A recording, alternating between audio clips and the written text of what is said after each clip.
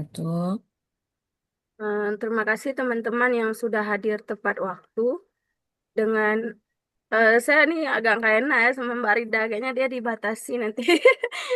Tapi kalau misalnya udah habis nanti kita bikin link baru deh kayak gitu ya.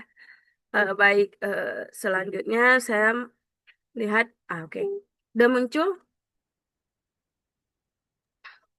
Sudah, Kak. Nah, ini dia. Ini profil penulis kita yang hari ini luar biasa. Ridayani Purba ini dia seorang penulis, penggiat literasi, penjual buku di Instagram, dan mentor menulis. Nanti bisa ditanya lebih banyak ya, nama tokonya apa, order di mana, nanti silahkan. Nah, ini dia. Kesukaan beliau terhadap menulis itu sudah ada sejak sekolah. Ini nanti profilnya bisa ditanyakan juga, juga hmm, saya kirim nanti ya. Kemudian, beliau juga narasumber di kelas menulis untuk tingkat SD ya, dari 2023. Luar biasa nih, udah berapa tahun. Ini juga lagi narasumber kelas menulis di SMP. Kemudian, narasumber kelas menulis di SMP juga. Ada beberapa sekolah yang beliau jadi narasumber. Kemudian, untuk giat literasi ini baca nyaring ya, Kak Rida ya. Ya, betul, Kak. Nih ada baca nyaring di beberapa tempat. Ini yang terbaru kayaknya, karena saya suka ikutin Instagramnya. Pembukaan pojok baca. Ini luar biasa nih. Ada KKL itu kan eh, KKN literasi ya, kalau nggak salah. Kerja, apa? Kerja lapangan ya. Ya, kerja lapangan. Nah, ini lagi. Hmm, pokoknya banyak sekali ini prestasinya beliau ini. Nah, karya-karyanya yang GLN, Domba dan Pesta, tapi yang kita mau bahas hari ini karyanya yang terpilih di Kurasi CB Jenjang A. Nah, selain itu ada juga nih banyak sekali karyanya ini sampai 19. Eh, ini lagi dikerjakan nih soal tema lingkungan ya yang terbaru dari Pusbuk yang kerjasama dengan inovasi. Ini juga. Nah, ini Instagram beliau bisa di-follow. Ini ada nomor HP-nya. Bisa di WA nih Kak ya, nomor HP-nya ya. Bisa, Kak. Valid, valid nomornya. Ya, valid. Kemudian ini juga email beliau. Hmm. Itu dia eh, Kak Rida yang luar biasa. Silahkan selanjutnya kalau Kak Laila sudah bisa terhubung, eh, kita kita persilahkan kepada Kak Rida untuk memaparkan materinya. Baik, terima kasih, Kak Nita. Sudah dibuka kegiatan hari ini. Izin saya share screen ya, teman-teman.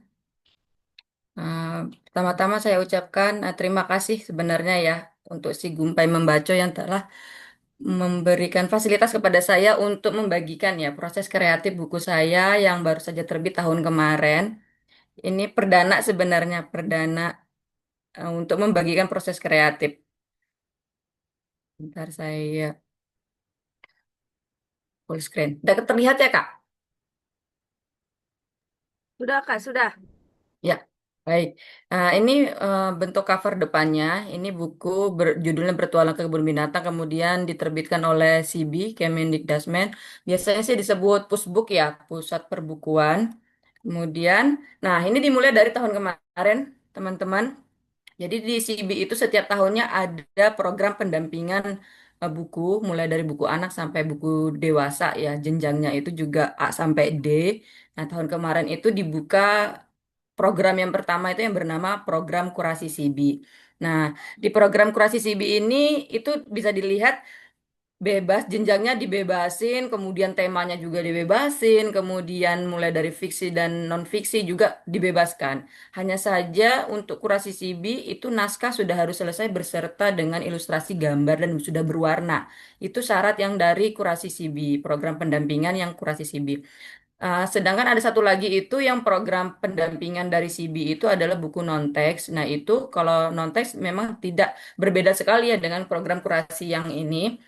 Kalau yang non-teks itu kita hanya bawa naskah ya, kemudian nanti di sana siapa yang terpilih akan dibimbing menjadi buku. Nah, kalau di kurasi ini ceritanya itu harus sudah jadi beserta gambar.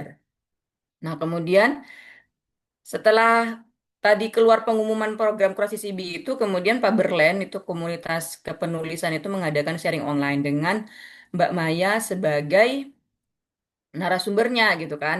Nah, Mbak Maya ini kan mentor ya, mentor yang mewakili CB dari penulis ya udah suhu lah, udah karang melintang. Dia juga mendapat banyak penghargaan. Nah, di sana dari sharing itu saya mendapat beberapa catatan. Yang pertama, untuk naskah-naskah karena ini kementerian gitu ya, Kementerian Pendidikan gitu. Maka yang diharapkan adalah naskah-naskah yang berbau bercirikan kearifan lokal.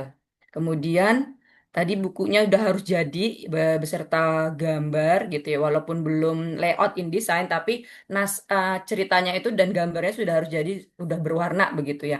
Nah, kemudian ada satu lagi yaitu silent book. Mbak Maya pada saat pertemuan itu mengatakan kalau dibutuhkan beberapa silent book begitu. Nah, itu memancing rasa penasaran saya.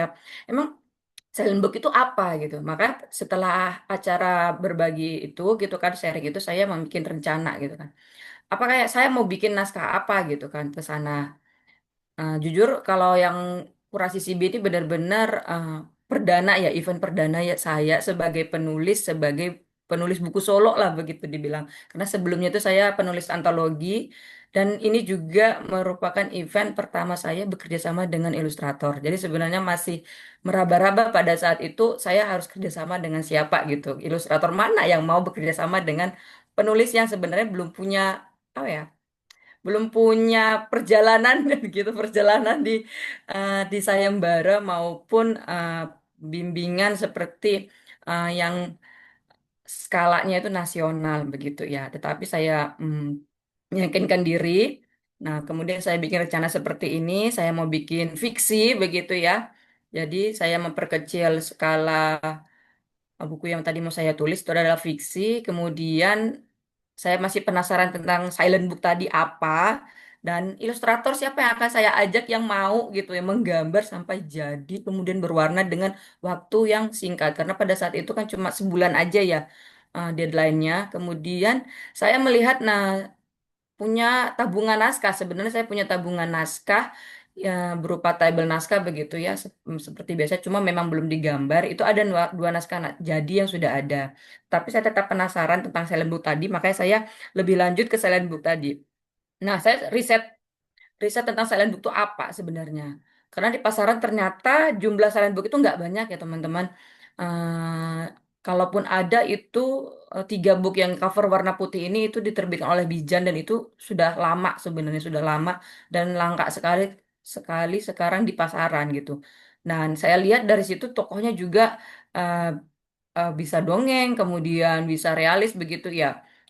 Kemudian ada lagi buku luar yang saya dapat itu dia buku non teks itu uh, Flotsam gitu ya. Ini juga kayak semacam picture book tapi tanpa kata.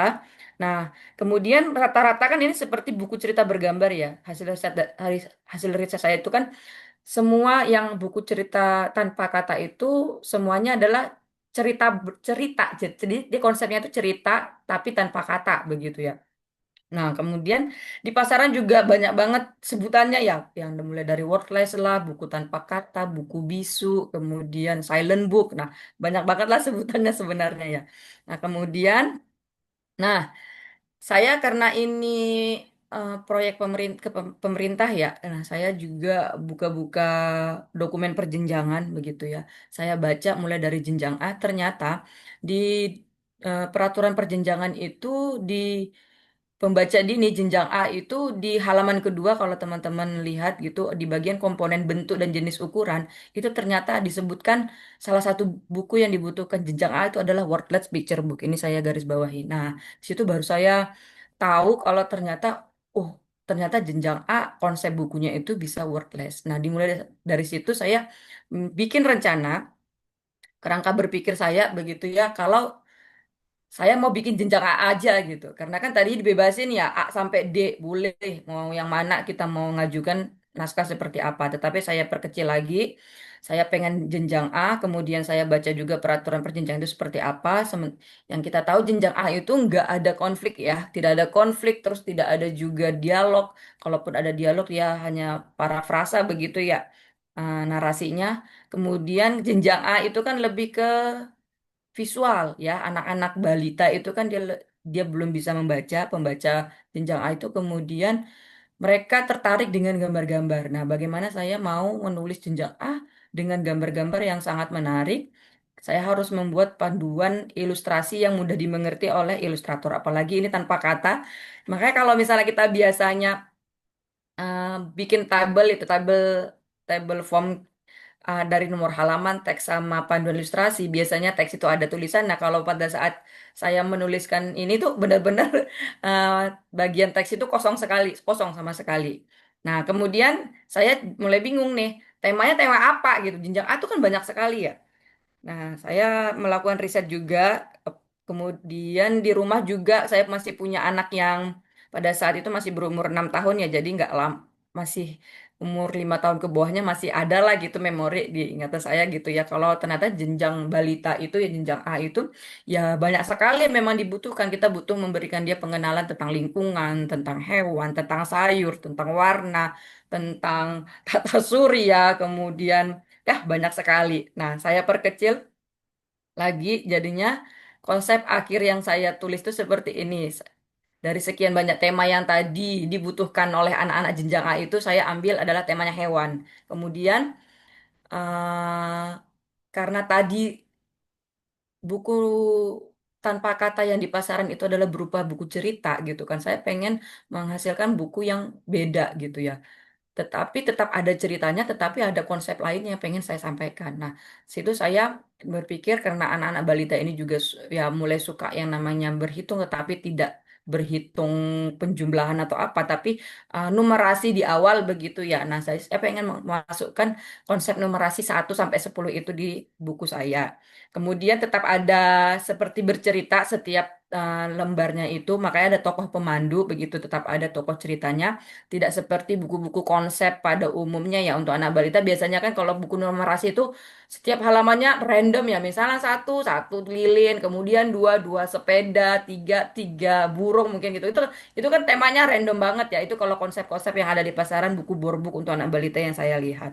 Nah, saya nggak pengen seperti itu. Jadi pengen beda, tetap numerasi tetapi mengalir dari halaman pertama sampai halaman akhir. Nah, kemudian karena ini adalah buku tanpa kata, nah saya pengen menyisipkan adalah clue gitu, clue setiap setiap halaman sebelum ke halaman berikutnya. Jadi bisa sambil main tebak-tebakan begitu ya. Nah, temanya tadi saya perkecil lagi itu tuh tema hewan ternak, kemudian latarnya pasti di peternakan.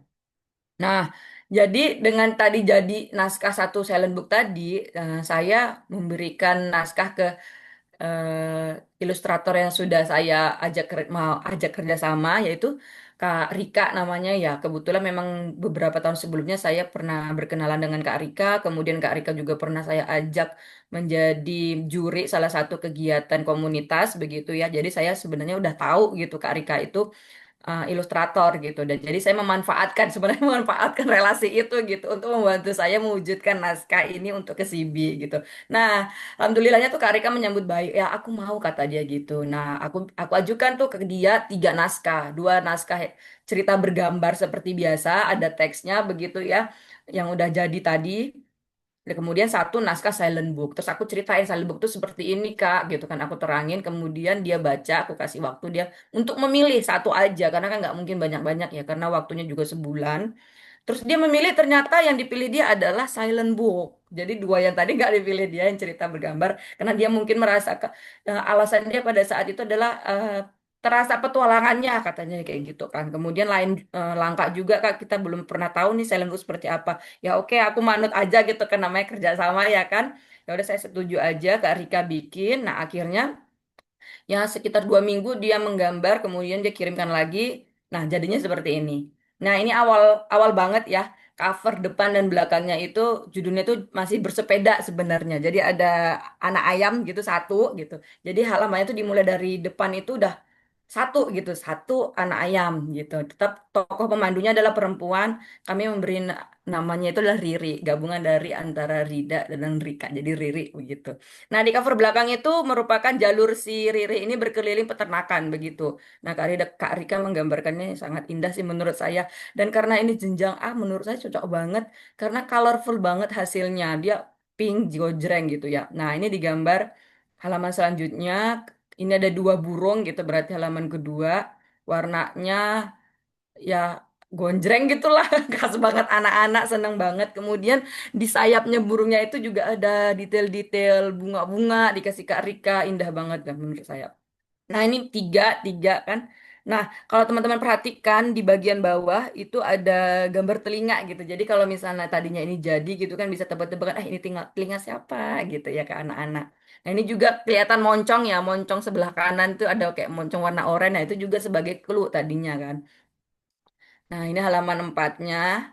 Halaman selanjutnya ini angsa-angsa, hewan ternak ya kan. Nah, ini sapinya. Ketika saya menerima ini makanya, wah, ini lucu banget, beneran lucu banget sapinya sampai warna-warni kayak gini. Andaikan ada gitu ya, aku koleksi di rumah gitu. Lucu banget, lucu. Menarik sekali menurut saya gambarnya Kak Rika ini. Anak-anak banget gitu. Nah, ini kalau ini dombanya, jadi ada totol-totolnya itu bikin tambah menarik menurut saya.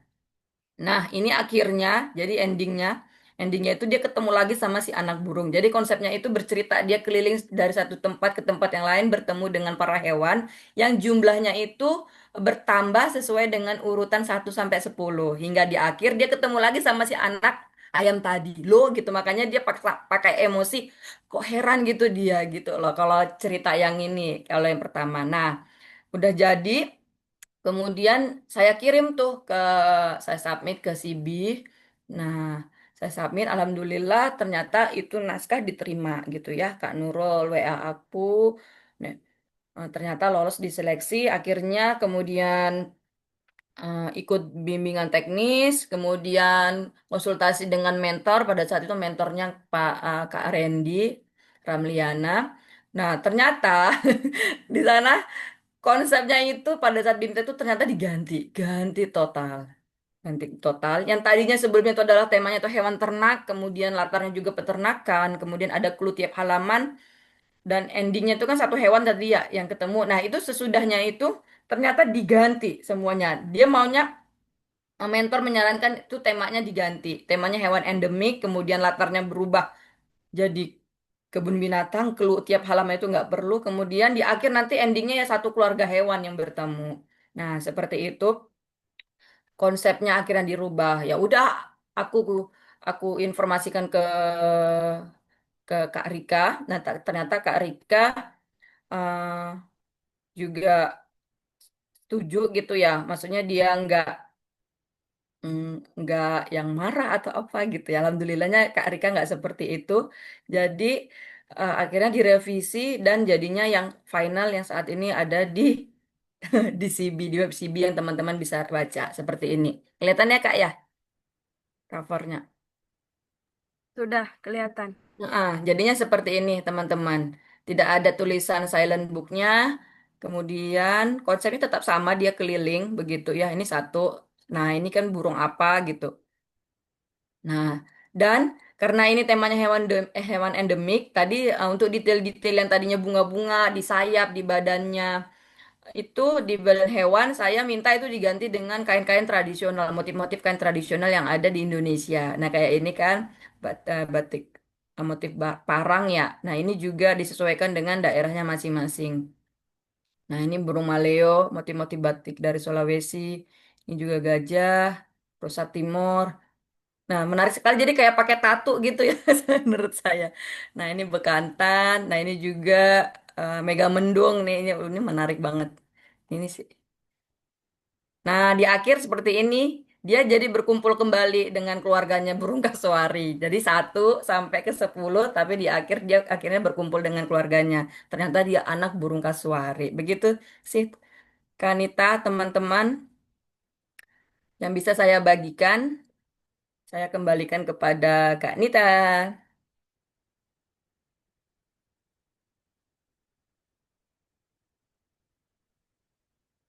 Oke, terima kasih Farida atas Iya, silakan Kak Ella.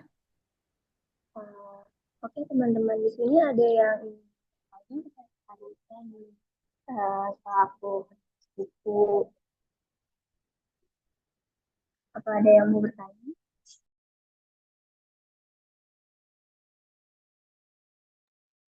Kayaknya suaranya kecil ya.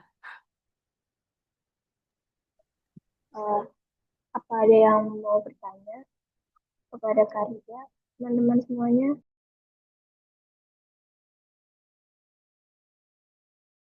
Wah, ternyata Kak Laila, Kak Nita ternyata ilustratornya datang juga loh di Zoom itu ada Kak Rika. Kak Rika Priskarnela. Kak Rika. Mana tahu barangkali Kak Rika mau kasih kata sambutan.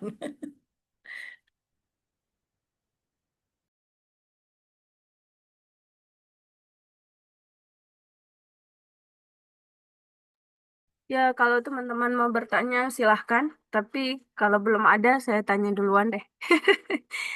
Jadi, waktu itu kan berubah total ya ininya. Apa naskahnya? Betul, Berapa konsepnya lama Kak berubah total. konsep itu dibikin lagi? Maksudnya kayak apakah ada tahap kayak tadi kan riset dulu atau apa kayak gitu? Oh ya, jadi waktu BIMTAK itu kan kami 3 hari itu ya Kak pertemuannya. Jadi di hari pertama itu kami konsul satu persatu kepada mentor gitu ya. Di situ diberitahu kalau minta direvisi karena ini tentang Indonesia, kearifan lokalnya harus ditonjolkan begitu. Ya, jadi hewan ternak diganti hewan endemik. Nah di situ saya dibebaskan sebenarnya hewannya terserah, yang penting endemik kata dia gitu.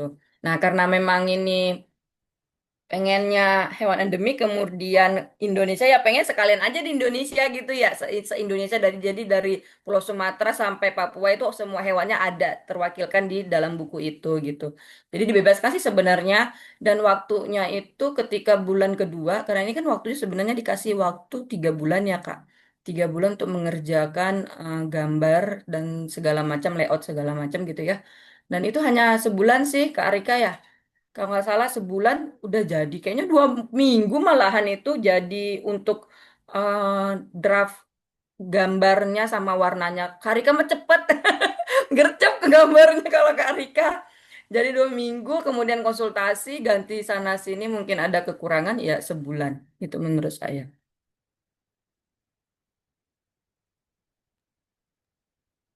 Baik. Oke, di sini ada yang bertanya nih, Kak Rida, dari Iya, Kak Kiki.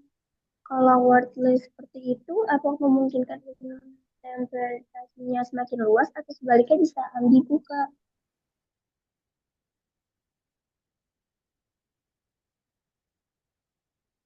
kemungkinan interpretasi semakin luas atau sebaliknya bisa ambigu. Se- izin belum. Sebenarnya saya masih kurang mengerti pertanyaannya gimana Kak Kiki. Nggak apa-apa di on mic aja tapi nggak bisa on pen nggak apa-apa.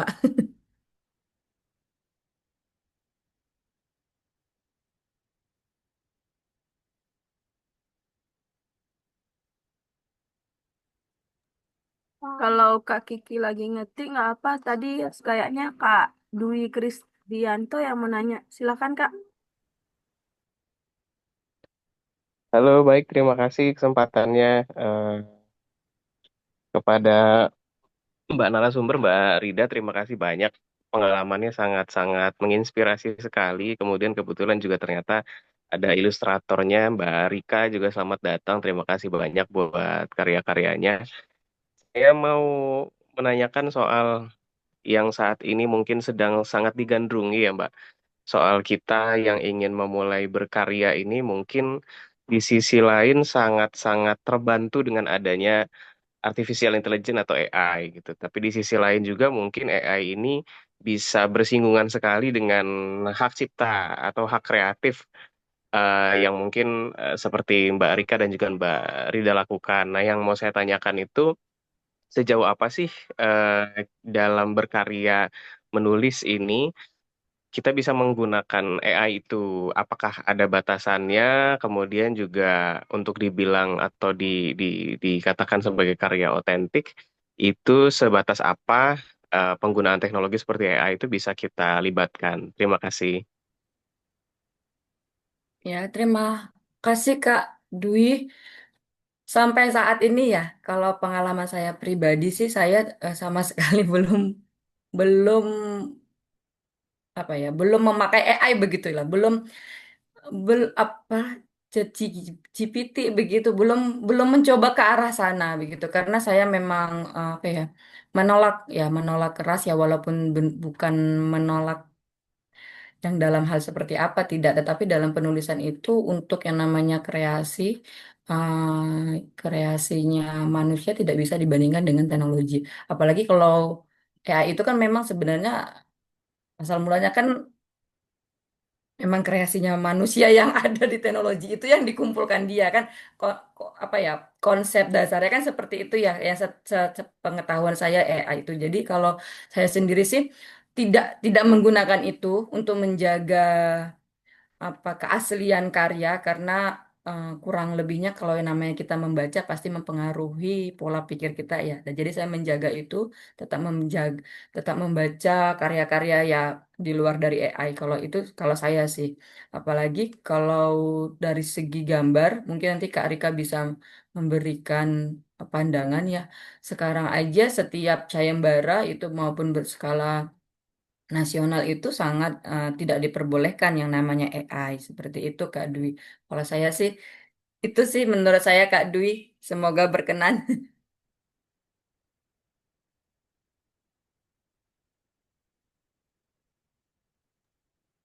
Baik, terima kasih Mbak Rida. Mungkin dari sisi ilustratornya, barangkali kan kayak kita mau mulai menulis begitu ya, kemudian terkendala dengan mungkin kemampuan ilustrasi kita yang terbatas dan kita nggak punya kenalan nih sebagaimana Mbak Rida punya kenalan Mbak Rika gitu misalkan yang bisa diajak bekerja sama untuk mengilustrasikan gitu. Apakah penggunaan teknologi AI ini juga bisa bisa jadi solusi atau memang ada batasannya? Silakan, mohon mohon pencerahannya. Ini dari sisi saya apa dari sisi ilustrator Kak Rika kita Dari panggil? sisi ilustrator mungkin ya, kebetulan hadir juga di forum ini. Boleh Kak Rika, apakah bisa on cam Kak Rika? Anak Kak Rikanya. Halo Kak Rika.